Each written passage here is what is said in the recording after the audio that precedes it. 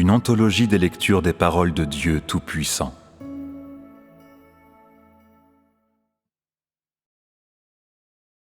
Déclaration de Christ au commencement, chapitre 108.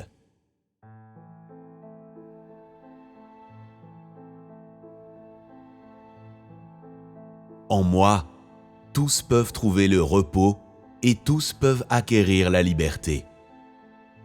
Ceux qui sont en dehors de moi ne peuvent acquérir ni la liberté, ni le bonheur, parce que mon esprit n'est pas avec eux.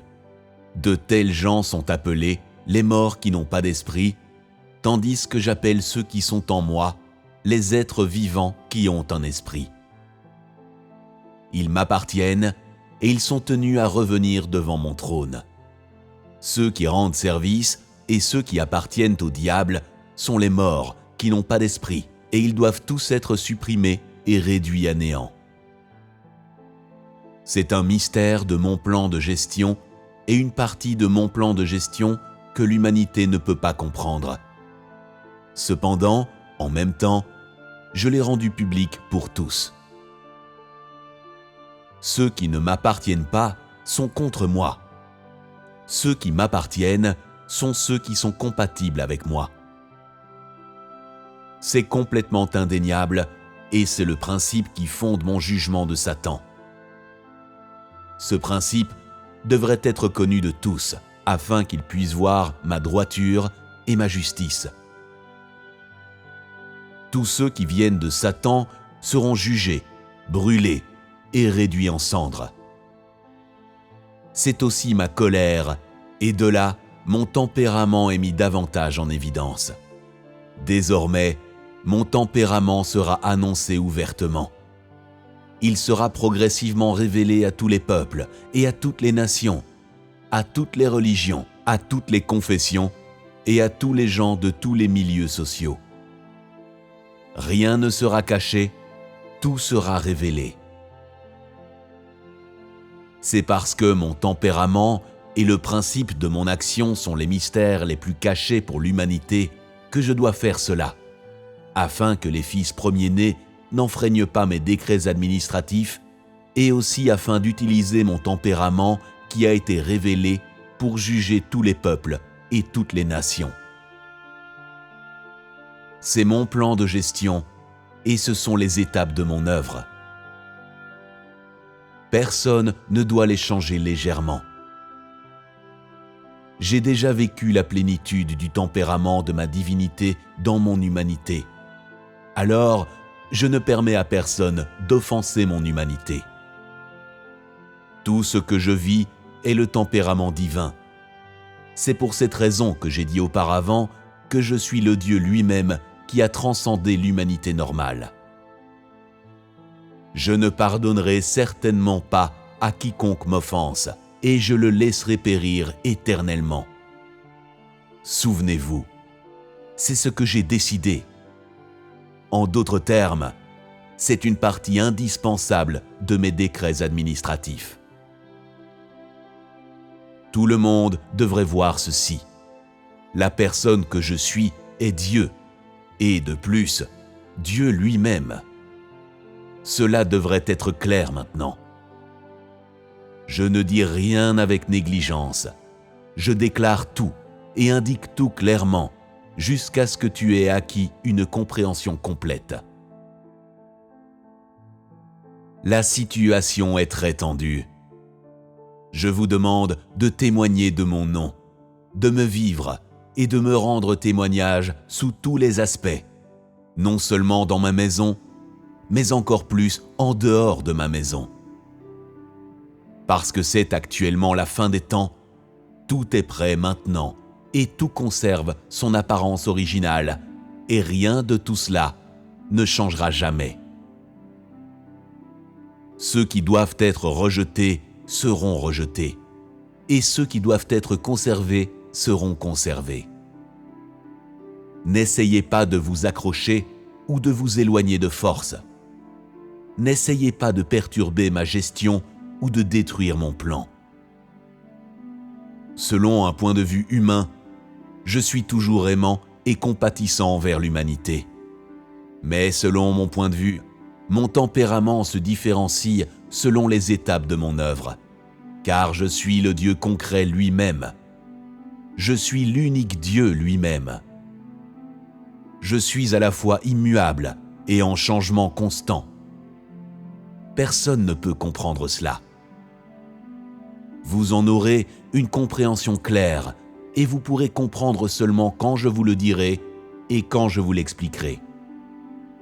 Avec mes fils, je suis aimant, compatissant, juste, et je les discipline, mais je ne suis pas critique.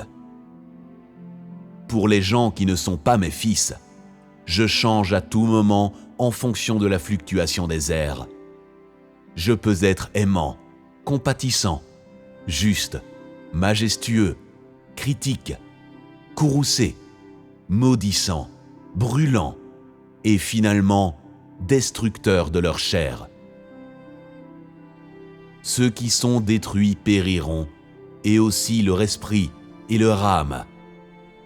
Cependant, pour ceux qui rendent service, seul leur esprit et leur âme seront conservés. Quant aux détails sur ma manière de mettre cela en pratique, je vous le dirai plus tard pour que vous puissiez comprendre. Cependant, ils n'auront jamais la liberté et ne seront jamais libérés, car ils sont inférieurs à mon peuple et sont sous le contrôle de mon peuple. La raison pour laquelle j'ai tellement détesté les exécutants, c'est qu'ils sont tous des descendants du grand dragon rouge, et ceux qui ne sont pas des exécutants sont aussi des descendants du grand dragon rouge. En d'autres termes, tous ceux qui ne sont pas des fils premiers-nés sont des descendants du grand dragon rouge. Quand je dis que ceux qui sont de la perdition m'offrent une louange éternelle, je veux dire qu'ils me rendront service pour toujours. C'est gravé dans la pierre. Ces gens seront toujours des esclaves, du bœuf et des chevaux. Je peux les abattre n'importe quand, et je peux les dominer comme je le souhaite, car ils sont les descendants du grand dragon rouge, et ils n'ont pas mon tempérament.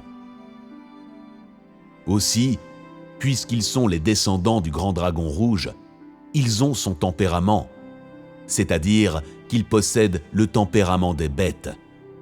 C'est absolument vrai et éternellement immuable. C'est parce que tout a été prédestiné par moi. Personne ne doit le changer. Si tu essaies, je t'abattrai. Vous devriez observer les mystères que j'ai révélés pour voir l'étape que mon plan de gestion et mon œuvre ont atteinte. Voir ce que je fais de mes mains. Voir pour qui adviennent mes jugements et ma colère. C'est ma justice. Conformément aux mystères que j'ai révélés, j'étale mon œuvre et je gère mon plan. Personne ne peut changer cela. Ce doit être accompli étape par étape, selon mon désir. Les mystères sont le chemin le long duquel mon œuvre opère et sont des signes qui indiquent les étapes de mon plan de gestion. Personne ne doit ajouter quoi que ce soit à mes mystères, ni en soustraire quoi que ce soit, car si le mystère est faux, le chemin est faux. Pourquoi est-ce que je vous révèle mes mystères? Quelle en est la raison? Qui parmi vous peut le dire clairement? De plus, j'ai dit que les mystères sont le chemin. Alors, à quoi se réfère ce chemin?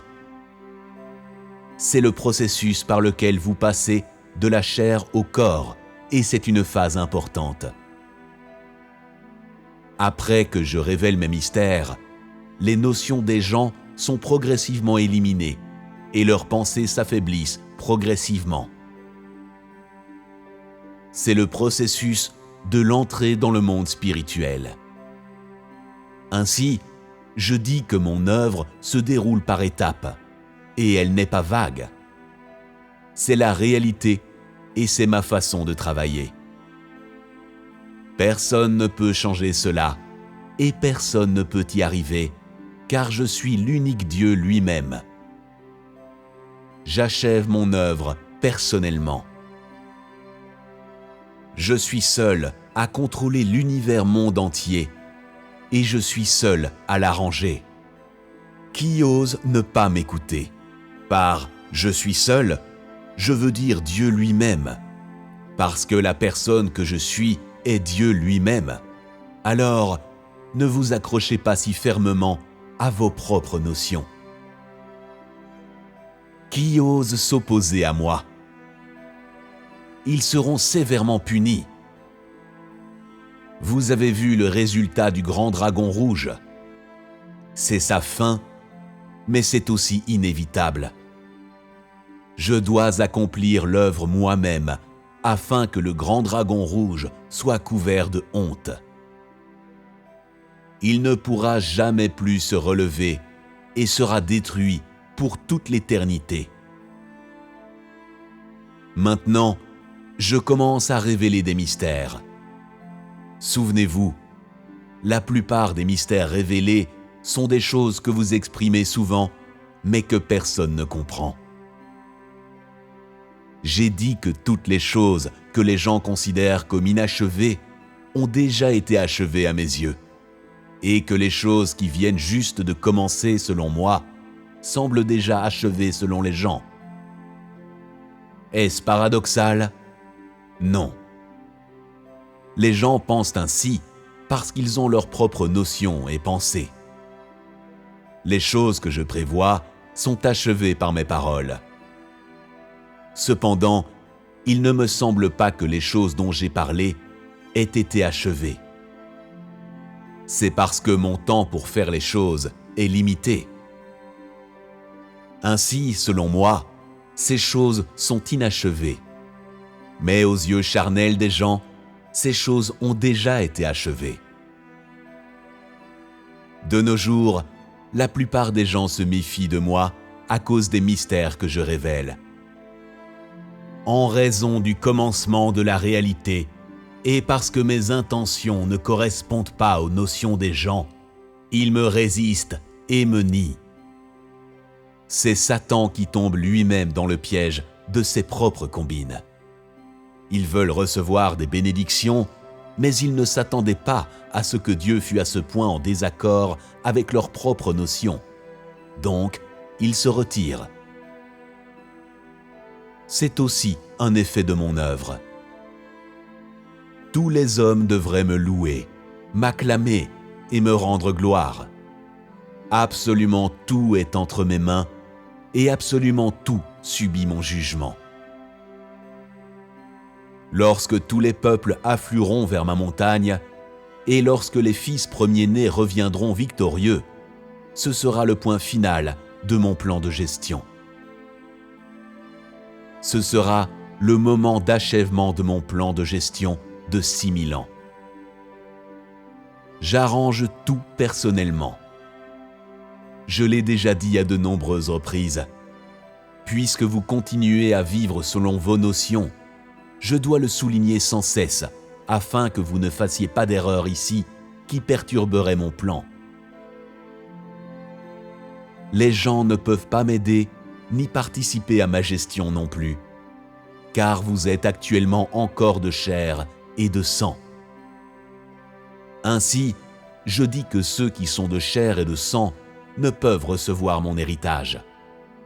C'est aussi la raison principale pour vous faire entrer dans le monde spirituel.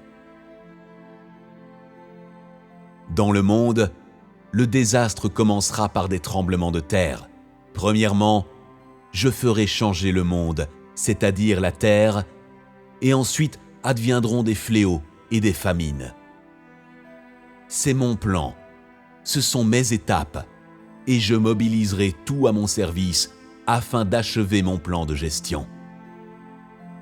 Ainsi, l'univers monde entier sera détruit même sans mon intervention directe. Quand je suis devenu chair la première fois et que j'ai été cloué sur la croix, la terre a tremblé énormément. Ce sera pareil quand viendra la fin. Les tremblements de terre commenceront au moment même où j'entrerai dans le monde spirituel, quittant la chair. Ainsi, le désastre ne fera absolument pas souffrir les fils premiers-nés, tandis que les hommes qui ne sont pas des fils premiers-nés seront abandonnés à la souffrance dans le désastre. Donc, selon un point de vue humain, tout le monde est disposé à être un fils premier-né. Selon les pressentiments des gens, ce n'est pas pour jouir des bénédictions, mais pour échapper à la souffrance du désastre. C'est la combine du grand dragon rouge. Cependant, je ne le laisserai jamais s'échapper. Je lui ferai souffrir ma sévère punition, et ensuite, le ferai se redresser et me rendre service, faisant en sorte qu'il soit toujours dupé par ses propres combines, qu'il accepte mon jugement pour toujours et subisse mon feu pour toujours. C'est ce que signifie vraiment amener les exécutants à me louer. Je ne laisserai pas le grand dragon rouge se faufiler dans mon royaume, ni ne lui accorderai le droit de me louer. Je ferai seulement en sorte que le grand dragon rouge me rende service éternellement. Je le laisserai seulement se prosterner devant moi. Ceux qui sont détruits s'en sortent mieux que ceux qui sont dans la perdition. La destruction n'est qu'une forme temporaire de punition sévère, tandis que les gens qui sont dans la perdition subiront des punitions sévères éternellement. C'est pour cette raison que j'utilise le mot « prosterner », parce que ces gens se faufilent dans ma maison et jouissent beaucoup de ma grâce, et qu'ils me connaissent quelque peu, j'utilise des punitions sévères. Quant à ceux qui sont en dehors de ma maison, on pourrait dire que les ignorants ne souffriront pas.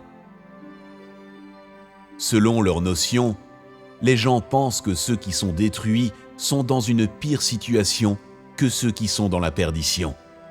Mais au contraire, ces derniers doivent être sévèrement punis pour toujours, et ceux qui sont détruits retourneront au néant pour toute l'éternité.